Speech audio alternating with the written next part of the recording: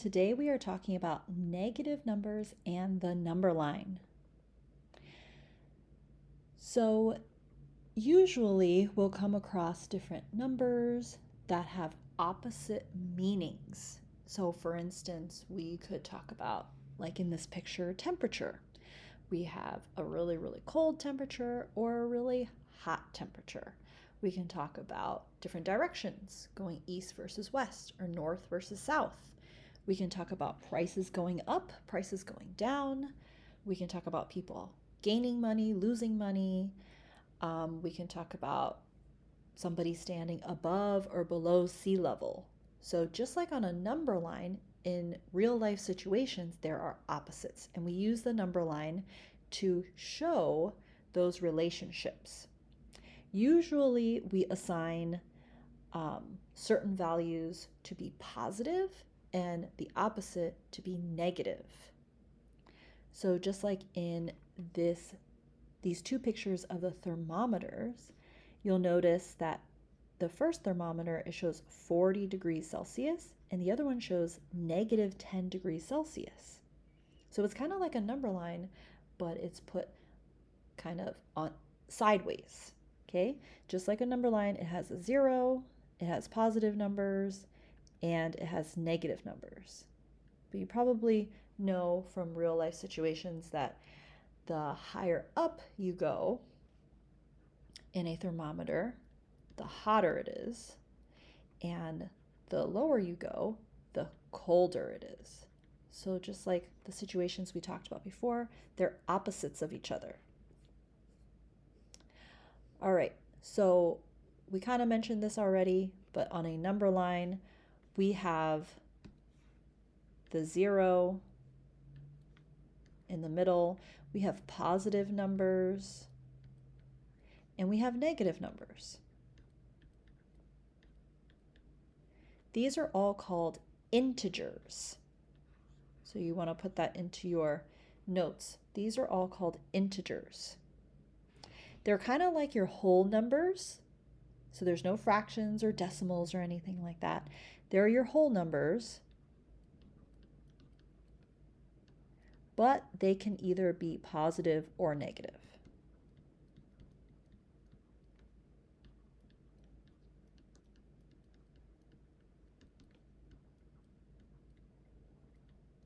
So again, there are no fractions or decimals. They're just whole numbers that can be positive or negative.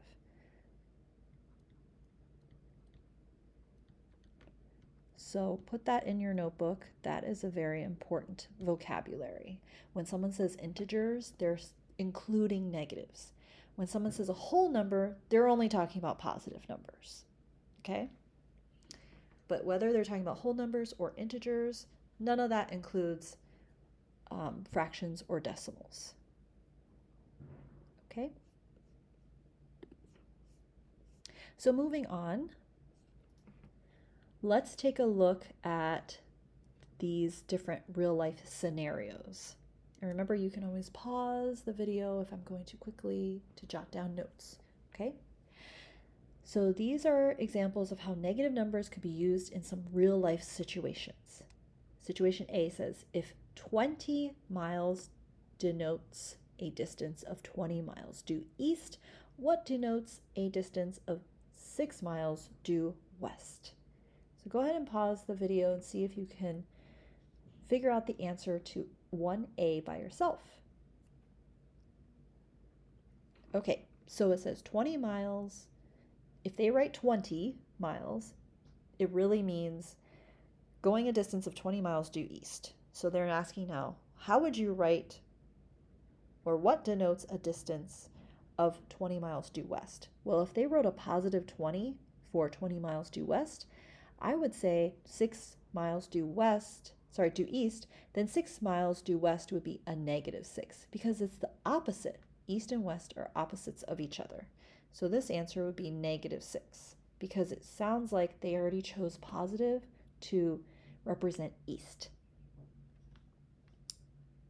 The second part says if 100 represents a gain of $100. What number represents a loss of $150? Go ahead and pause the video and try that one yourself.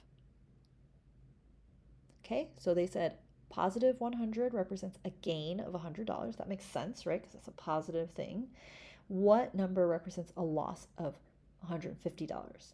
That answer would be negative 150. Be careful that you don't put a dollar sign in there. Okay, the dollar sign is not doesn't represent a number. They want a number or an integer. Numbers don't have dollar signs there. The situation has a dollar sign in there because they're telling you that it's about money. But when it asks just for a number or an integer, you just want to write whether it's a positive or a negative number. I know it seems weird, but that's what the question's asking you.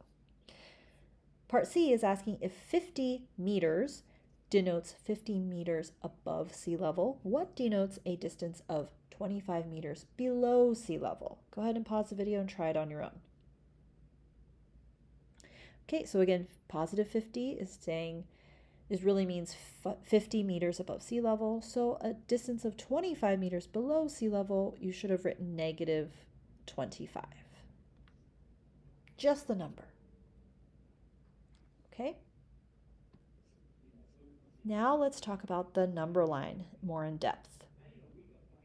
So like we mentioned before, the number line has 0 in the middle, and it has positive numbers going to the right and negative numbers going to the left.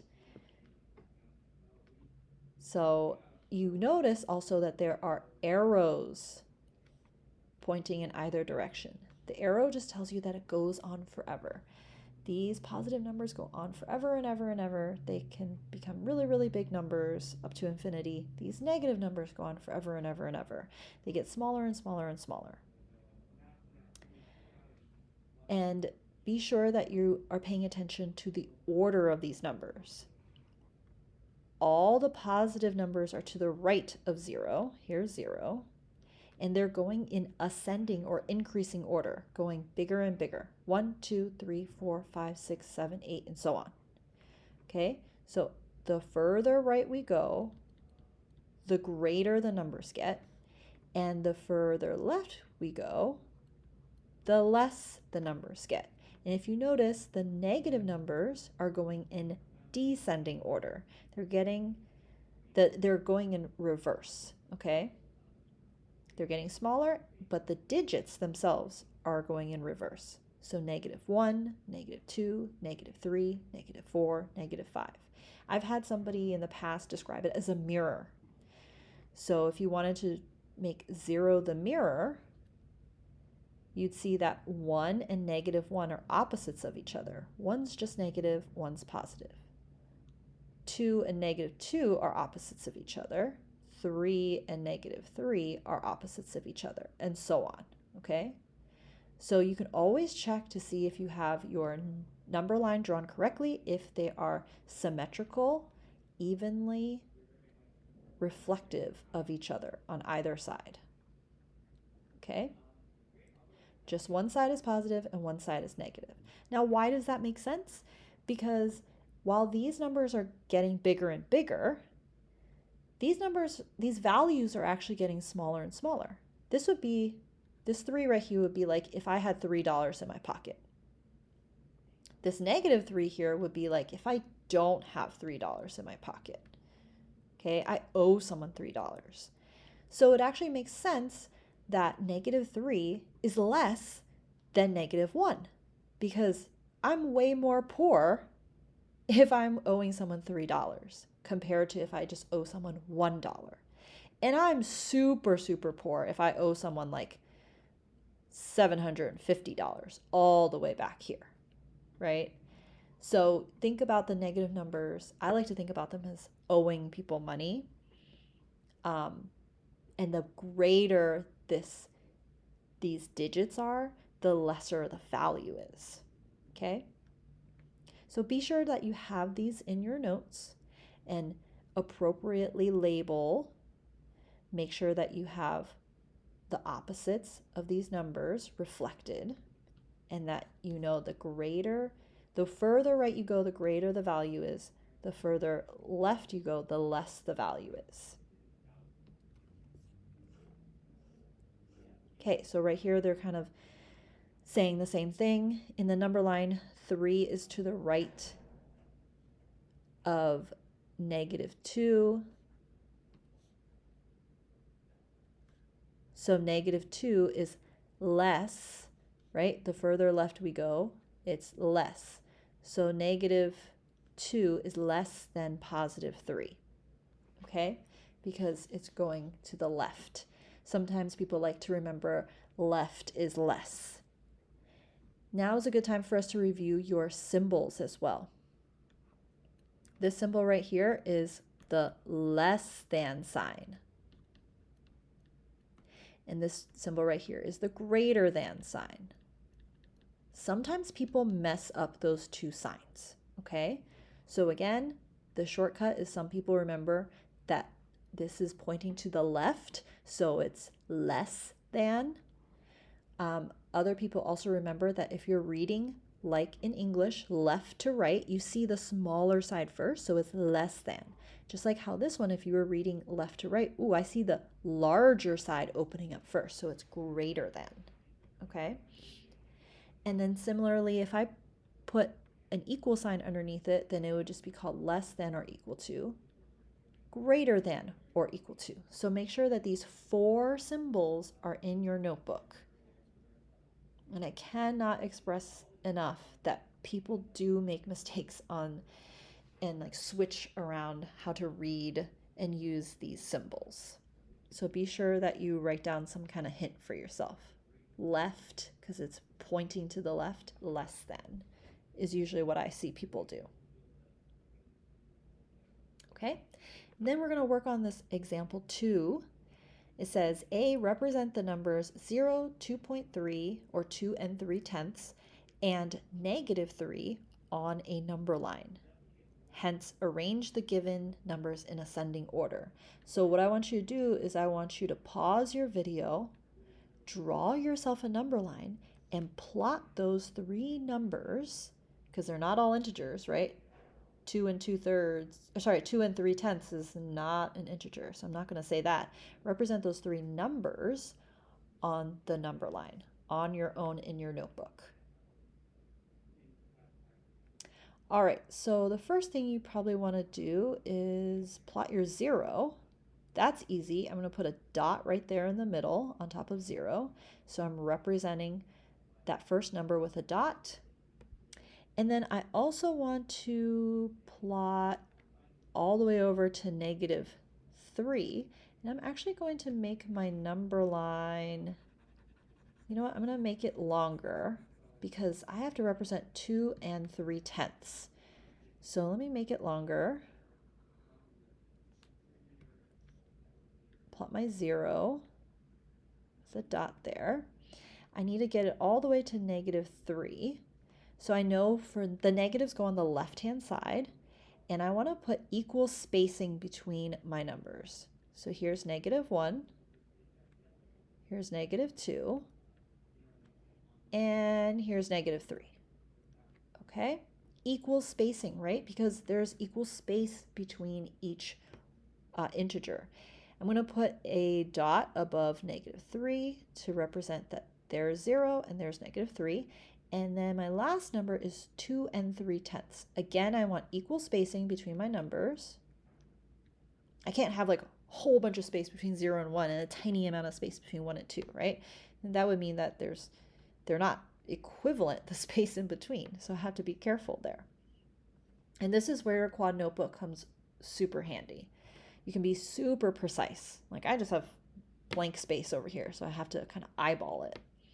Okay, I know 2 3/10 is between 2 and 3, my 2 whole numbers. I know this is 3/10 because it is in the tenths place, right? And that also gives me the hint that I need to divide up the space between 2 and 3 into 10 smaller spaces. Okay, so I need 9 lines in between. So let's see if I can do this. 1, 2, 3, 4, 5, 6. Nope, I need to make them smaller. So this is why your quad notebook is super convenient. 1, 2, 3, 4, 5, 6, 7, 8, 9. Okay, that should do it. They're not exactly equal, the spaces in between. So try your best there, or just use your quad notebook lines. 3/10. So here's 2 and 1/10, 2 and 2 tenths, and 2 and 3/10. I'm going to put that dot right there, and I'm going to write 2.3 or 2 and 3/10. Okay. So again, since this 3 is in the tenths spot, I know I need 10 spaces in between. I draw 9 lines to divide that up, and then I find the third spot. And I'm drawing 9 lines because this is 1, 2, 3, 4, 5, 6, 7, 8, 9, 10. I draw 9 lines because these lines on the sides with 2 and 3 already kind of count as part of the lines.